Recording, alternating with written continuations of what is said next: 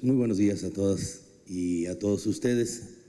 Saludo al presidente del Colegio Nacional de Economistas, a nuestro amigo el diputado Jesús Alberto Cano Vélez, y a través de él a todas y todos y cada uno de ustedes, siempre destacando la presencia de nuestro amigo y para muchos de nosotros nuestro jefe de muchos años, de don Jorge de la Vega Domínguez. Como también a través de él saludo a los expresidentes del Colegio de Economistas, y a través de Raúl Mejía, el senador Raúl Mejía, presidente de la Liga de Economistas Revolucionarios, a todos los expresidentes de la Liga de Economistas Revolucionarios. Hago lo propio con el subsecretario de Ingresos, nuestro amigo José Antonio González, como también de muchos otros altos funcionarios del gobierno. Destaco la presencia de nuestro amigo Jesús Silva Herzog, del maestro Rolando Cordera, de nuestras amigas y amigos diputados federales que nos acompañan, de todas y todos ustedes. Me honra enormemente el poder estar aquí con ustedes en calidad de su amigo y también de economista, y sobre todo en una jornada tan importante como la que nos han descrito aquí, en la búsqueda de intentar delinear lo que es un nuevo proyecto de desarrollo para el país, un viejo anhelo, una gran ilusión que desde hace tiempo muchos de nosotros abrigamos. Estoy más que convencido de que esta será una jornada que ayudará mucho a través del diálogo a reflexionar sobre los problemas, pero también sobre las concretas soluciones que pudiésemos nosotros pensar y sobre todo diseñar para poder corregir buena parte de los problemas que se tienen en México. Yo coincido plenamente con todos y cada uno de ustedes en que una de las cuestiones básicas que debemos de reflexionar y definir en el marco de la construcción de un proyecto nacional es precisamente la naturaleza y la función del Estado en la recuperación del crecimiento, la naturaleza y la función del Estado en el avance en la lucha contra la pobreza y la desigualdad, y sobre todo la función específica y la responsabilidad del Estado en el restablecimiento de la seguridad pública como objetivos básicos de una estrategia de desarrollo con equidad y con justicia. Tenemos, y bien se ha dicho, obviamente un marco que señala nuestros anhelos y nuestros derechos, que es la Constitución General de la República, pero no es suficiente como para que esta, y sin modificación alguna, pueda resolvernos tantos problemas que hoy se han descrito en un primer repaso como el que aquí se ha hecho, y que se señala con una palabra específica que utilizó y utilizó muy bien nuestro amigo Rogelio Montemayor. Y esto es una crisis sistémica, una crisis en muchos de los aspectos de la vida nacional. Aquí recuerdo yo a un también buen amigo de todos nosotros que hace tiempo me decía: hay quienes piensan que las crisis son oportunidades y que los problemas son retos, pero en verdad, lo decía con una enorme capacidad que viene de su pragmatismo, que gira siempre o se consolida alrededor de sus estudios, las crisis son crisis, no son oportunidades. Los problemas son problemas, no es cierto que sean retos. A lo mejor las crisis tienen un espacio de oportunidad.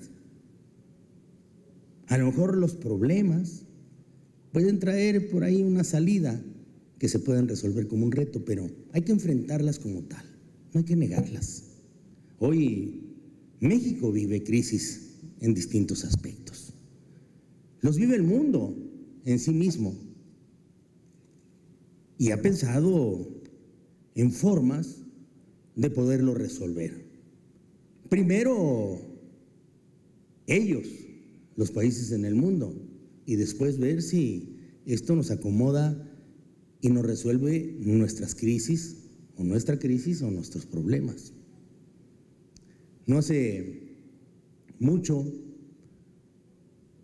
en el Senado de la República, en la sede de Jicotencat, pues ahí lo recordará bien el maestro Cordera, platicábamos con el maestro Roberto Mangabeira, que por cierto alentaba una buena discusión entre todos nosotros, pero citaba, decía, bueno, en América, en los Estados Unidos, en Europa, pues ya tienen una crisis financiera. Esa crisis financiera necesariamente va a impactar al resto del mundo. Y esto me hace recordar, dice, que durante muchos años hubo buenos y malos alumnos que siguieron todas las reglas que pusieron por enfrente los organismos internacionales. Uno de los buenos alumnos es México, que durante muchos años ha continuado o ha seguido cada una de estas instrucciones. Hoy que vemos los resultados de falta de crecimiento y sobre todo de la enorme desigualdad, el establecimiento de monopolios que hacen daño, nos damos cuenta de que no obstante ser un buen alumno, han logrado quizá alguna estabilidad macroeconómica, pero en el área del beneficio social se han quedado muy rezagados, sobre todo también en el crecimiento. En cambio, ha habido malos alumnos de lo que han sido pues el diseño de las políticas públicas y económicas hacia el mundo que han hecho los organismos internacionales, que han salido mejor que nosotros. Crecimientos en América Latina superiores al 5, al 6, al 7%, mientras nosotros desarrollamos crecimientos que apenas empezaban a rayar el techo del 2%, si es que nos iba bien. Esta acumulación de los últimos 25 años y un crecimiento de 2.5 promedio, el que nos hablaba Alberto Cano Vélez, o de los últimos 10 años, menor del 2% del Producto Interno Bruto, pues tiene que hacernos reflexionar. ¿Cómo hacernos reflexionar? En esta conversación con el maestro Mangabeira, pues era el que nosotros tenemos que ser nuestro propio modelo de desarrollo económico en el país. Hace poco, y ustedes lo recordarán también, Paul Krugman citaba que el problema que se estaba viviendo no era de las finanzas, sino que el problema era la política, que había llevado a las finanzas públicas a tener un deterioro como el que hoy se vive en el mundo. Pero muchos de nosotros pensamos que el problema no es nada más o no son nada más las finanzas. Y el problema definitivamente no es simplemente la política. El verdadero problema es la política, pero la política de la simulación, o la simulación de que se tiene una política pública. Pero no nada más en México. La simulación se tiene también en buena parte de los países del mundo. En los Estados Unidos simularon que eran un país rico y que podían vivir de prestado toda la vida. Y ahí viene una crisis financiera que nos impacta en sobremanera. Hay versiones que dicen que no nos va a hacer daño, la verdad es que no nos va a ayudar. Hay una simulación también en Europa de que todo estaba resuelto con una comunidad económica europea y con una moneda única. Y hoy se viven las consecuencias. México no es muy ajeno a las simulaciones. Aquí hay una simulación de que Podemos seguir con el mismo modelo, con las mismas prácticas económicas, con los mismos instrumentos, con las mismas recomendaciones, y todo va a ser mejor. Cuando vemos que habiéndolo hecho, no nos ha ayudado a salir adelante. Yo estoy más que convencido de que sí es necesario el que hoy en día y en México se trabaje alrededor de un modelo, de un proyecto de modelo económico suficiente para México que pueda aprovechar sus potencialidades, sus oportunidades y, ¿por qué no decirlo? Si es cierto, lo que pueden ser las finanzas públicas que tenemos hoy en día, que distan mucho de tener las debilidades que se tienen en otras regiones del mundo. Hacer un diseño muy propio de lo que es lo nuestro sería sumamente útil para poder no encontrar las oportunidades de la crisis, sino una salida a los problemas que nos han traído las distintas crisis que hemos vivido. Leía hace poco también cómo el rey de Bután hacía algunas declaraciones con respecto a lo que se veía en el modelo económico de los Estados Unidos transmitidos al mundo, de cómo volver a hacer un diseño de la medición de lo que puede ser los beneficios del crecimiento económico distintos a lo que se tiene como Producto Interno Bruto. Y él decía, al final de cuentas, creo que a nosotros no nos es ajeno desde el Acta de la Independencia, que podíamos poner como uno de los ejes principalísimos el de la felicidad. ¿Qué tan feliz está siendo el pueblo con su crecimiento económico? Si es del 2, del 3, del 4, ¿pero qué tan feliz es? En realidad, el crecimiento del 4, del 5 posiblemente, pero sin lograr vencer la desigualdad, ¿podría traer la tranquilidad y la felicidad? A lo mejor sería mucho aspirar, pero creo que es importante poner esas medidas también aspiracionales, como muchas de las que nosotros hemos puesto, redactado, construido en nuestra Constitución General de la República, pero que por falta de un proyecto, un modelo de desarrollo del país, no hemos podido construir. Es una discusión muy importante que estoy seguro ustedes van a poder alentar todavía más en la búsqueda de soluciones. No hay consensos hoy en día que nos ayuden a medir, a decir si en realidad lo que estamos haciendo, lo que se está proponiendo, llegan a convencernos de cómo salir adelante, cómo hacer que México progrese y cómo hacer que a México le vaya mucho mejor que ahora. Si no hay un consenso sobre si estamos ante una recesión global que todavía no ha concluido, o una contracción, dicen, en forma de W, sino que es ante un ciclo económico depresivo, como recientemente sugirió un estudio del Congreso estadounidense, ¿cómo entonces generar un acuerdo entre nosotros para poder salir adelante? Lo cierto es que, como bien aquí se ha dicho, los indicadores de desempleo muestran una preocupante persistencia que exige al diseño creativo de medidas fiscales y contracíclicas que incentiven también las contrataciones y la reactivación de la demanda interna.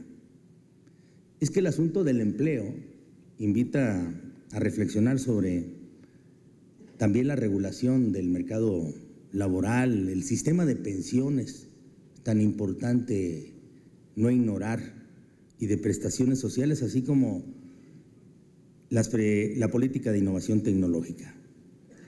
Es que estamos, como bien se dice aquí, ante una nueva etapa de la economía de mercado y los acuerdos sociales relativos al trabajo. A muchos de nosotros también nos llaman la atención las mutaciones que estamos viviendo a nivel global. Y entonces venimos a coincidir ahí sí, que no son solo de origen económico, sino que abarcan el ámbito social y político. ¿Quién podía haber previsto que los movimientos sociales que surgieron en algunos países del mundo árabe iban a extenderse a capitales europeas, quizá mediante algunas otras formas y manifestaciones, o a las calles de Jerusalén o a las de Santiago de Chile? Es que en algunos lugares existen esas revoluciones ante la falta de resultados, aspirando a corregir todo aquello que no les permite acceder a un mejor bienestar. Y en otros más existen movimientos anárquicos que retan a las instituciones ante su falta de modernización o ante la ausencia de nuevas instituciones que les permitan tener mucha más posibilidad de estar siendo consideradas en los diseños de proyecto de nación que tenga un Estado mexicano. Se han ensayado, y ustedes lo han visto, algunas explicaciones sobre estos fenómenos. La mayoría aluden a la redistribución masiva de los ingresos al capital, o la desigualdad en los salarios y la distribución desigual del ingreso y las oportunidades de educación. Pero admitamos que son razones todavía insuficientes para dar cuenta muy clara de las convulsiones sociales en países diversos y con una sincronía global de lectura compleja. México no está lejos también de que algo similar ocurra, sobre todo considerando que tenemos cerca de 50 millones o más de 50 millones, cerca del 50% de la población en pobreza. Hay una aparente incapacidad, entonces, y hay que reconocerlo, para responder a las crisis en los mercados financieros globales y en las finanzas públicas de algunas economías desarrolladas. Y subyace también lo que son las disfuncionalidades de los sistemas políticos, de los viejos sistemas políticos, para poder tomar decisiones oportunas y pertinentes que anticipen estos desenlaces sociales. Yo quisiera centrarme en la atención de este punto porque aquí también lo señaló Rogelio hace un momento, quien hablaba sobre la necesidad de generar acuerdos a mayor velocidad para poderle hacer frente a los problemas que ya traen un ritmo que puede llevarnos a situaciones todavía más difíciles. ¿Cómo podemos generar condiciones para que tengamos acuerdos que nos permitan identificar de mejor manera las oportunidades? Desde el Senado de la República, muchos de quienes estamos aquí presentes y en Cámara de Diputados en esta nueva legislatura, hemos insistido en la necesidad de mirar también hacia una reforma política que busque promover o generar condiciones en el sistema para lograr acuerdos y tomar las decisiones que tenemos pendiente en relación a muchos aspectos de nuestra vida económica, política y social. Sí, hemos hablado de que es necesario tener 4 ejes importantes que hagan posible el que nosotros logremos una mejor armonía y sobre todo seguridad de que vamos por la ruta correcta. El primero, una reforma política que acerque más a los ciudadanos a sentirse parte del Estado mexicano. Ustedes darán cuenta de que hay una amplia capa de la población que no se siente parte del Estado, que no cree que existan instrumentos que le posibiliten formar parte de las decisiones del Estado mexicano. Parece que estas quedaron circunscritas solo a que lo puedan hacer los partidos políticos, los políticos o los gobernantes, pero no los ciudadanos. A los ciudadanos les queda nada más la opción de poder votar o salir a las calles a tratar de sostener la vigencia de un movimiento. Una reforma política que acerque más a los ciudadanos a la toma de decisiones por parte de aquellos que se responsabilizan del buen funcionamiento del gobierno se encuentra en marcha.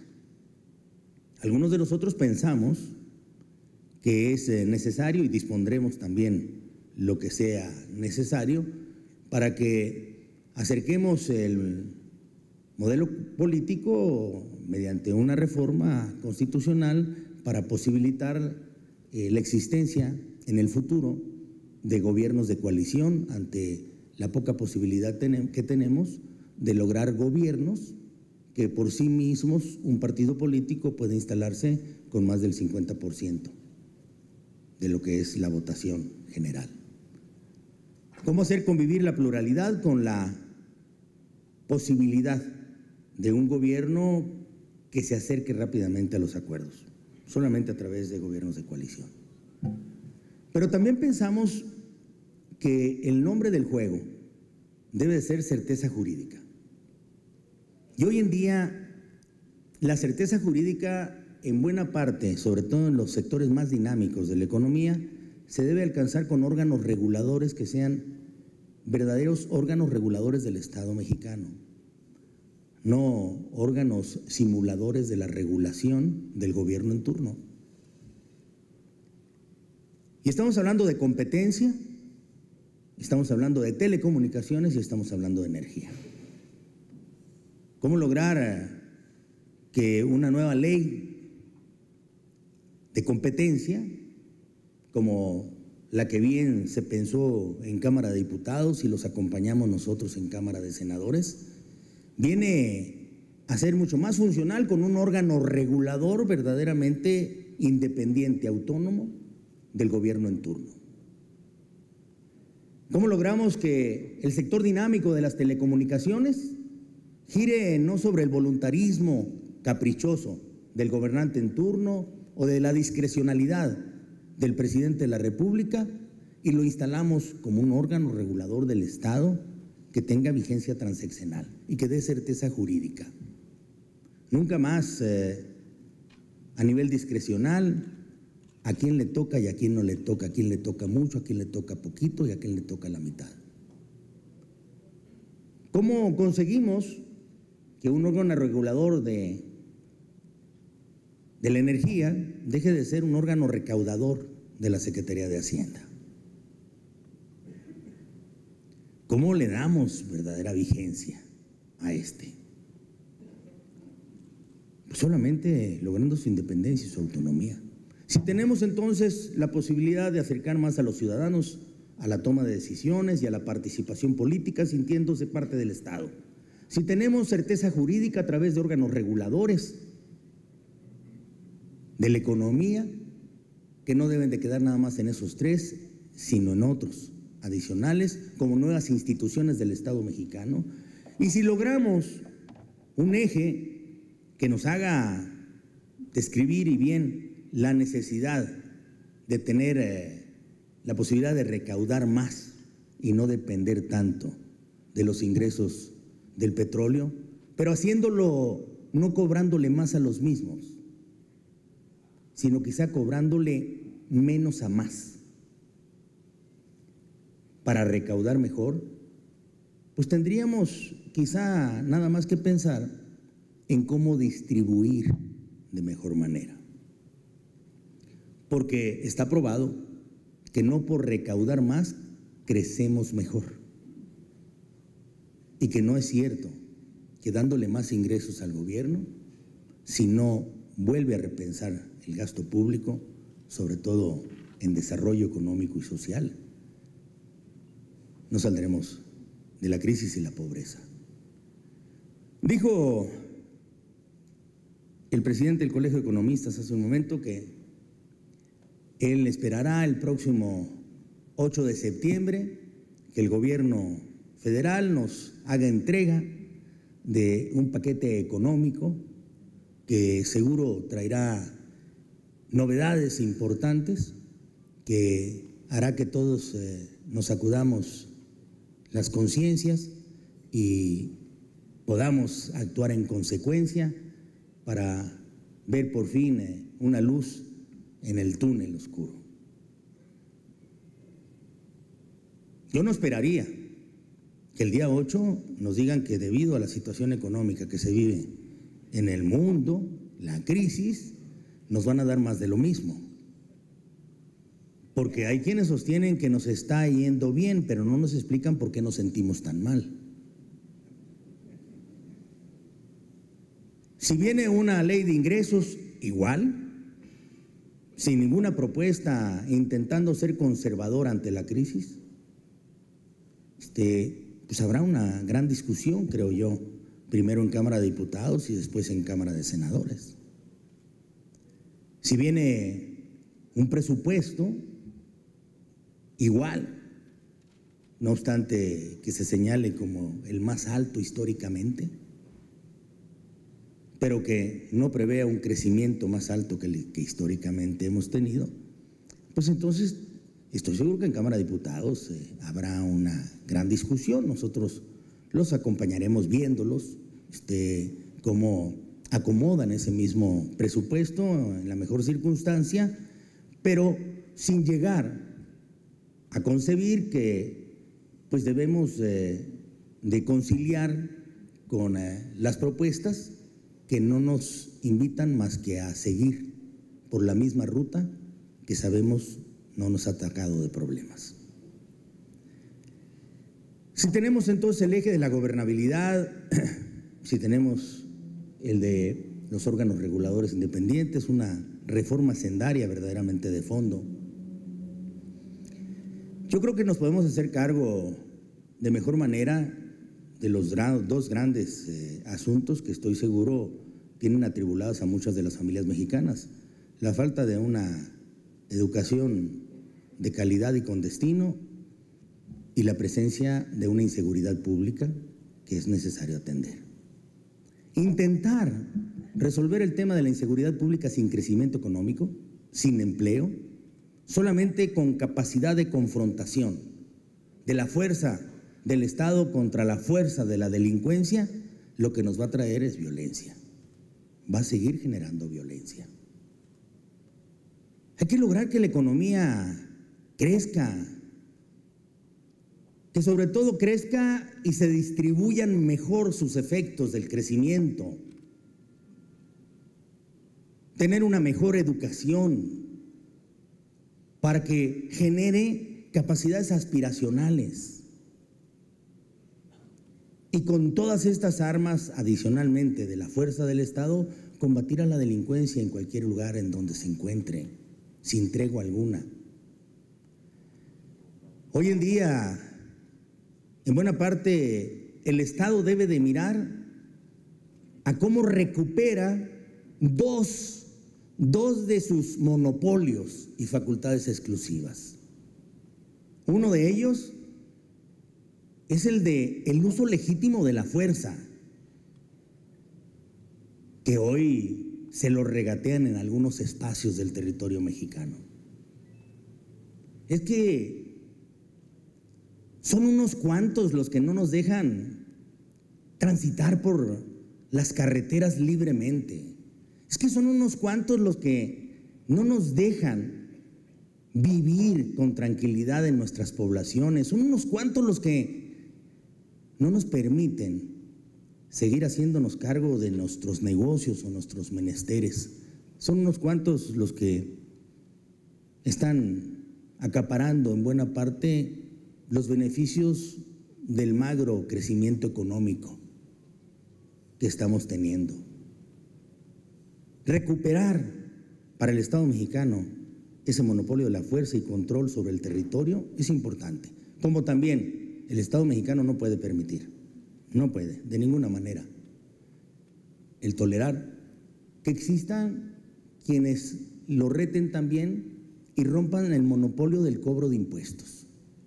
No es posible cerrar los ojos hoy en día. Los derechos de piso que supuestamente tienen los delincuentes son inadmisibles. El Estado mexicano tiene que actuar ahí. Pero lo tiene que hacer con la fuerza que le da el ser el representante de los intereses de la enorme mayoría de los mexicanos, pero también seguro de que está tomando las decisiones correctas para hacer crecer la economía y distribuir mejor los ingresos. Para todo ello, no tengo ninguna duda, es necesario un nuevo proyecto de desarrollo económico. Y los partidos están exigidos a ponerlo por enfrente para que entonces sostengan lo que puede ser su deseo legítimo de competir por ganar una elección en el 2012. A partir de ello, los partidos deberán de sentirse suficientemente satisfechos de haber hecho lo debido en momentos tan difíciles y críticos como los que vive México. Por ello, muchos de nosotros, en nuestra respectiva trinchera y partido político, estamos haciendo nuestras propuestas y nuestras exigencias de hablar sobre la construcción de un nuevo proyecto de país que le ponga rumbo y le dé orden a México. Y yo estoy seguro que en ello, sin importar la militancia partidaria o nuestras ideologías, estaremos conscientes de que es necesario unir esfuerzos para no continuar de manera inercial, como si nada estuviese sucediendo o como si nada necesitase cambiar. Los problemas, como hoy ustedes lo van a plantear, hay que enfrentarlos con talento, con valentía, con decisión, no evadirlos, y menos aún ignorarlos o subestimarlos. Se requiere imaginación, conocimiento, preparación, experiencia, método, disciplina para encontrar esas oportunidades que subyacen en la crisis y el cambio de paradigmas. Y esto nos lleva a un aprendizaje para no tropezarnos nuevamente con la misma piedra y evolucionar hacia un verdadero progreso. Quienes estamos seguros de que en México los problemas tienen solución y que solo es necesario ordenar en buena parte de nuestras ideas, nuestras voluntades y nuestros propósitos, estamos al lado del Colegio de Economistas intentando construir ese nuevo proyecto de desarrollo económico para lograr un México mucho más justo. Muchas gracias.